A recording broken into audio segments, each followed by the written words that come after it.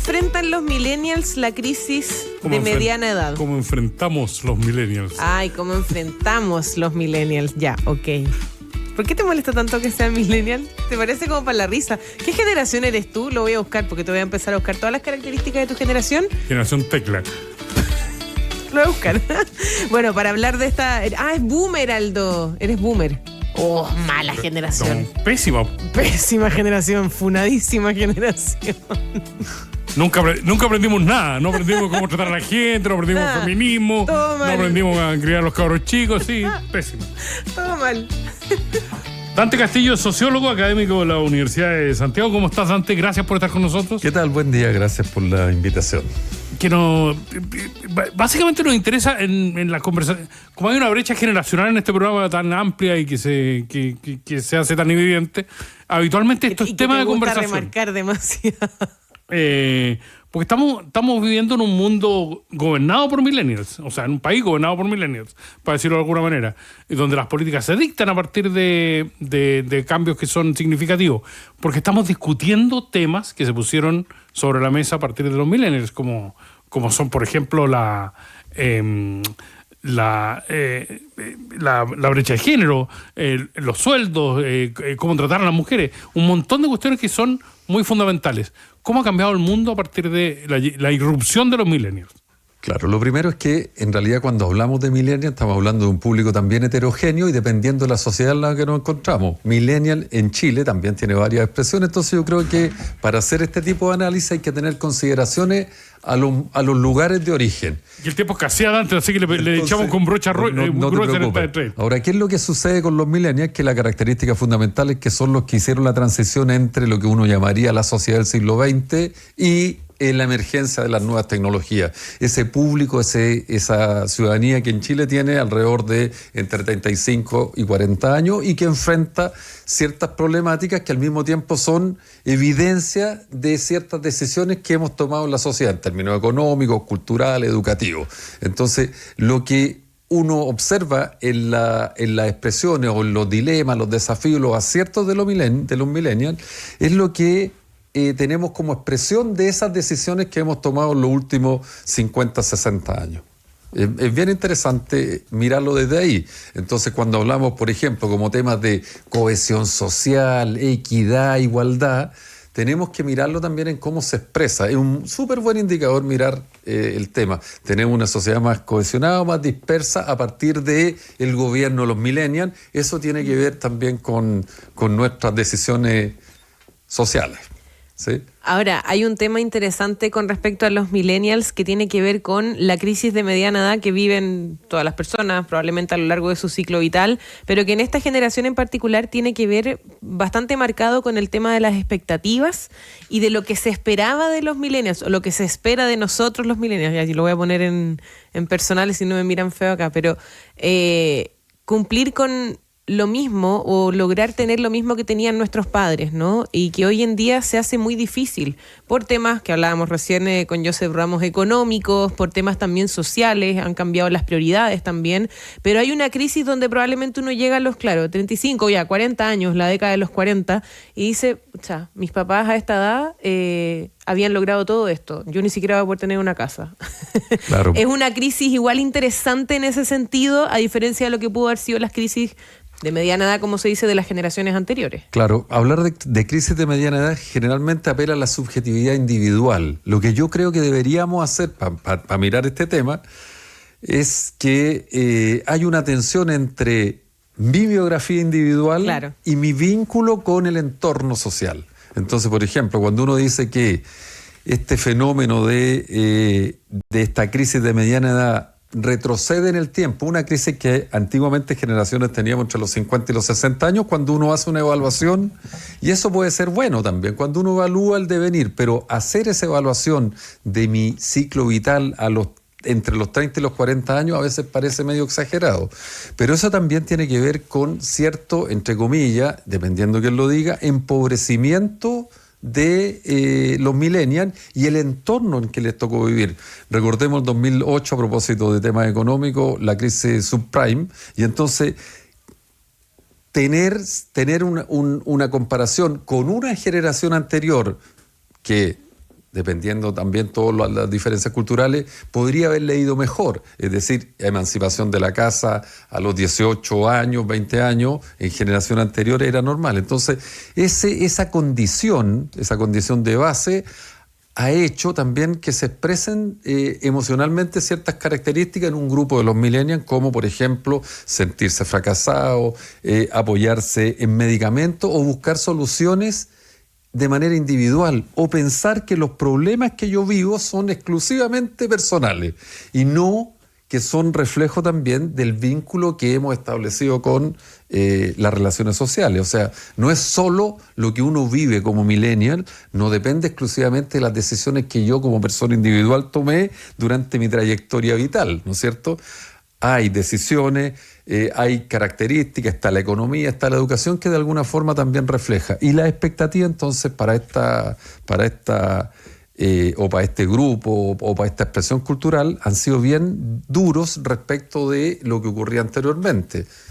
Eso yo creo. Entonces hemos responsabilizado en algunos casos el éxito o no éxito de manera individual a esta comunidad o a este grupo o a esta expresión cultural, y privatizar el éxito y privatizar el fracaso. Yo creo que esa condición no se expresaba necesariamente en generaciones anteriores, cuando lo colectivo era lo que primaba. Y entonces en la generación de los hippies, por llamarlo de alguna forma, el problema no estaba en lo que yo o no decía, el problema era que había una sociedad que me hizo de tal forma y a la cual yo me rebelo, ¿te fijas? No era una cosa.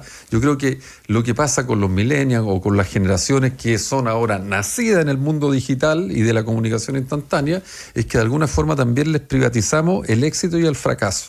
Yo creo que eso es lo que tenemos que discutir. Y ahí, entonces, una mirada más de las ciencias de la comunicación, de la sociología, que tiene como objeto el vínculo del individuo con la sociedad, yo creo que adquiere una relevancia. Dante, pero ¿sabes qué? Yo tengo una permanente duda porque suele generalizarse en torno a que las nuevas generaciones son como de cristal, ¿ya? Y tú les reprocháis que necesitan tanto el psicólogo, que están acostumbrados a las redes sociales, que hay una comunicación que es una cuestión planetaria hoy día y todo el cuento. Tú salís de decirle a tus cabros chicos mosqueados, tú no hiciste cola para comprar el pan, o tú nunca estuviste sentado frente a la tele apagada esperando que comenzara la programación. Pero yo me acuerdo del reproche de mi viejo hacia mí, que era: tú no viviste nunca una guerra, nunca pasaste hambre y todo el cuento. ¿Hay de verdad una lucha generacional o esta generación definitivamente trae características especiales que obliga a llamarle la atención? Yo creo que, nuevamente, no es generalizable, ¿no es cierto? Pero yo creo que hacemos un reproche que es injusto respecto a que son o no niños de cristal, porque al mismo tiempo todavía no se expresa completamente.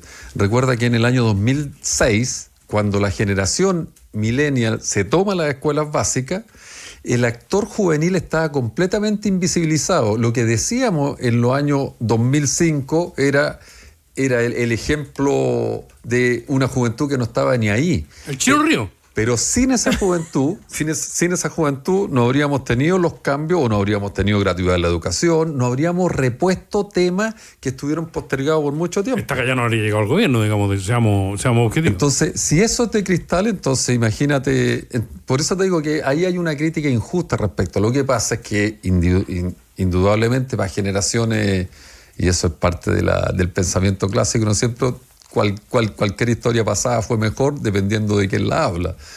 Yo creo que no, es injusto. Lo que sí creo que es injusto es que generaciones pasadas no reconozcamos que también esta mochila que le entregamos, esta mochila de privatización del éxito y el fracaso, que no lo reconozcamos como nuestro traslado, yo creo que es injusto y hace que califiquemos de una forma más crítica estas expresiones. Entonces, es súper angustioso porque como hemos privatizado incluso la solución, entonces la solución no está en las relaciones sociales o en el trabajo colectivo, sino que está en lo individual. Y cuando le pedimos que racionalmente cambien de vida o hagan, no necesariamente están de acuerdo, porque además hay un entorno alimenticio, un entorno de estilo de vida, una carga de decisiones que me exige la vida cotidiana o que idealiza el mercado cultural, principalmente norteamericano, respecto de qué es lo que tengo que ser, sin hijos, con más mascotas. ¿Te fijas? Eso hace que le entreguemos una mochila que se expresa. Entonces, las soluciones las buscamos también en ansiolíticos, en instrumentos para dormir, porque tuve en algún momento, o porque creo que efectivamente lo que me ocurre es solo responsabilidad mía y no del vínculo que yo tengo con el entorno. Yo creo que este tema... Bueno, pero es que por eso digo, yo creo que quizás muchos quienes nos están escuchando también se sienten identificados con esta temática porque son millennials y también porque quizás son de la generación que tiene que tratar con millennials y les cuesta entenderlos. Por ejemplo, pasa esto de los cambios de trabajo constantes, en el sentido de que no me gusta mi trabajo, no permanecemos en un mismo trabajo por mucho tiempo, lo digo en términos generales, por supuesto, estamos constantemente cambiando, buscando satisfacción. En ese sentido, esta crisis que podrían vivir los millennials de mediana edad también tiene que ver con lo profesional, no solo por lo económico, sino también por un tema de desarrollo personal que quizás tenemos la impresión las generaciones anteriores no tenían. Era como que había que trabajar y había que trabajar. Claro, las condiciones para el trabajo a lo mejor eran más favorables que las que tenemos ahora, o que está menos presionado mi aparato emocional y psíquico. El trabajo lo que ha hecho, o el mundo del trabajo después del año 74, 80 para adelante, es que también ha trasladado al individuo el riesgo. Entonces, cuando las condiciones laborales, sobre todo para los millennials, se han vuelto difíciles en términos de estabilidad laboral, etcétera, entonces ocurren estos desencuentros. Lo que deberíamos hacer entonces es procurar que todas estas manifestaciones que aparentemente son individuales o de una cultura, las abordemos nuevamente por la sanidad de nuestro país y por la construcción, yo diría, de un espacio que intente reponer la solidaridad, el trabajo colectivo por sobre el éxito individual y la competencia en la que hemos sido de alguna forma adiestrados o han sido con más rigor los millennials adiestrados. Y en un entorno súper difícil, o sea, la vivienda propia ya no es necesariamente accesible a todo el mundo y no sabemos si económicamente es rentable tenerla. La educación también no tiene la misma gratificación que tuvieron generaciones anteriores. Si bien la educación superior todavía sigue mostrando datos, pero no necesariamente nos asegura el éxito. Entonces ese ir cambiando tiene que ver también con estas decisiones o con el término del estado de bienestar. En muchos lugares, tengo que viajar particularmente a Francia, y lo que están viviendo las sociedades francesas respecto de estas expresiones culturales también tienen que ver con estos ajustes que están haciendo. Entonces, en varios sentidos, Chile es el futuro de Europa en términos de manifestaciones culturales, de decisiones educativas. De migración. Pero, mira, si tú miras, yo creo que en comunicación es igual, y uno mira en qué momento está la generación millennial ahora, yo diría que están 10 años en retraso respecto a lo que nosotros tenemos como problemáticas, soluciones, desafíos, etcétera. La reflexión en Chile es muy interesante, sobre todo desde el punto de vista educativo. Pero, pucha, Dante, toda esta discusión se da en medio de un país que envejece aceleradamente. O sea, porque cuando se habla de la composición social de Chile hoy, se dice que hay cada vez más gente grande, más tatitas, digamos. Entonces, en la discusión social el tema se torna súper complejo, ¿no? Claro, porque también se expresa, pero mira, el tema es que lo que nosotros tenemos que procurar como sociedad es que el hecho de tener o no tener hijos sea una decisión de verdad libre, no sea una coerción, ¿te fijas? Entonces, cuando uno dice voy a postergar la construcción de una familia o voy a postergar tener o no hijos y por el momento voy a tener una mascota que está saliendo más caro que tener una familia. Como se ha subrayado en este programa, sí. Entonces el tema es, cuando yo postergo porque efectivamente estoy decidiendo o indirectamente en este vínculo con lo social, creo que una decisión personal, pero a lo mejor, como ocurre en la historia de la humanidad, pero que lo hemos discutido poco en los últimos 20 años, por eso que la sociología en general ha desaparecido y disciplinas que están más centradas en lo biológico individual han adquirido más relevancia, como la psicología, por ejemplo, o como en algunas ocasiones lo hizo la economía. Las comunicaciones a inicios de los 90, fines de los 80. Pero yo creo que cuando reponemos esta cuestión, entonces, tenemos menos hijos porque efectivamente hemos decidido construir una sociedad distinta, menos familia, o porque hemos perdido la discusión entre lo que yo decido personalmente y el contexto. Los departamentos están construidos ahora mayoritariamente para tener un dormitorio. Las condiciones laborales son efectivamente más difíciles y más selectiva, entonces por lo tanto cargar con una familia más amplia también, o sea, tiene ventaja el hecho de haber tenido un énfasis en desarrollar lo individual, como el acceso al trabajo, como la incorporación de los géneros y no solo del hombre del siglo XIX al trabajo. Todo eso tiene beneficios, tiene indudablemente un cambio cultural gigante, pero eso debería estar acompañado con otra reflexión. Claro que, pucha, es que también se cae no solo se cae en la ideología, sino que además se cae en las religiones. Yo creo que hay, para esta generación, apoyarse en la religión o incluso en la ideología es casi impensado, lo que hasta los 70 o los 80 era una cuestión más que clara para el desarrollo social, ¿no? Claro, cuando la ideología se expresa, porque lo que no hacemos ahora, fíjate que cuando uno está en la universidad no hace marcos teóricos como se hacía antaño, lo que uno hace ahora es un marco conceptual. La diferencia es que ahora yo defino las palabras y no el pensamiento que está detrás de quien dijo las palabras. Entonces, en nuestras universidades, para que las tesis terminen luego, para tener universidades de calidad, porque se mide según cuánto tiempo me demoro en hacer la tesis, entonces redujimos la tesis a una definición de concepto. De alguna forma lo que estamos escondiendo es la ideología, no es que no existe ideología, lo que pasa es que no tenemos una discusión ideológica, pero la ideología siempre está presente. No podemos estar por sobre la ideología, eso lo hace Dios, ¿no? Mira, yo creo que este tema también, me imagino, a muchos les ha resonado, esta crisis. ¿Algún consejo en ese sentido para los millennials? Consejo se ríe, ¿no? ¿Cómo hago para salir de aquí? Claro, no, yo creo que ¿qué podemos hacer los millennials para seguir? Sí, es como lo dicen algunos, mirar nuevamente el valor el valor no solo emocional, sino que terapéutico que tienen las redes sociales. El hecho de darse el tiempo para ir al club deportivo, pero no para la competencia individual, sino que más que por ganar, por compartir un espacio. Los lugares azules, que son aquellos lugares que tienen una longevidad más alta en el planeta, uno de los factores que está presente en todo eso es el trabajo colectivo. Las señoras que amasan junto en Italia, expresiones colectivas en Costa Rica. Yo creo que ese valor es una buena recomendación.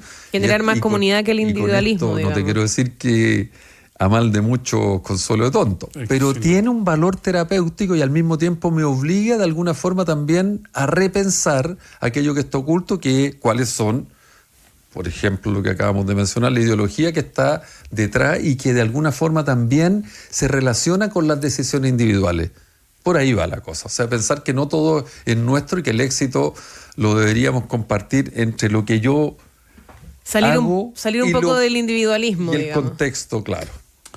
Ya. Dante, muchas gracias por estar con nosotros. Dante Castillo, sociólogo y académico de la Universidad de Santiago. Y para los que no son millennials, paciencia. Yo que tengo que trabajar con 3 millennials, básicamente ¿Con qué otro millennial trabajas? Muchas gracias, Dante. Oye, gracias a ustedes. Gracias, Dante. ¿Con qué otro millennial trabajas? Caíto, la Camila y tú. Caíto, la Camila y yo. La Cami, sí, pues la Cami. X, es Caíto. Tú eres el más... Bueno, Caíto tú eres boomer. huyó de la generación millennial del tiro. Yo no, dice Caíto. Gracias. No, gracias a ti, Dante.